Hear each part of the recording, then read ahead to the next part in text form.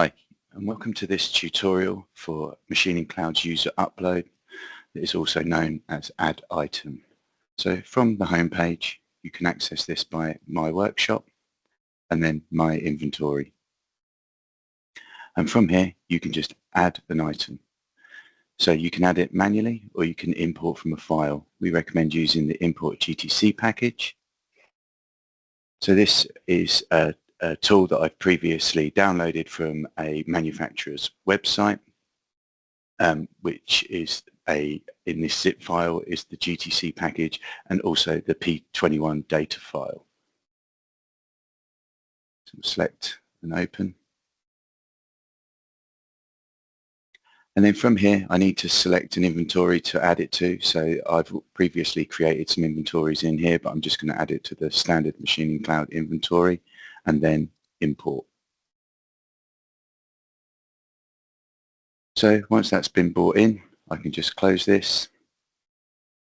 And then that uploaded item or tool has now been added to the inventory. And I can open up the 3D viewer and there it is. So we've got a nice M4 tap that's been brought in there. Also in here, you can add a customer part number, a quantity, or even notes that you may want to add for this tool. You can also, from here, you can edit. So you can add a workpiece material in here if you wish, or you can also edit the classifications. So there's a few things you can do with this uploaded tool, but the main thing is you can actually create a new tool assembly. So I can add a collet or sleeve from here. I'll just add this RegoFix one here, add to the tool assembly. I can open up the 3D viewer to see whether that's been added, which it has.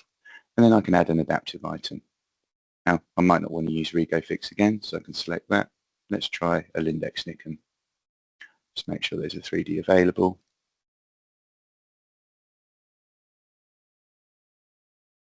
Select one of these holders, our mini product page, and I'm going to add that to the tool assembly. But open the 3D viewer here. Here we can see we've added or created a multi-brand tool assembly with a uploaded tool from a manufacturer's website. Thank you for joining today and goodbye.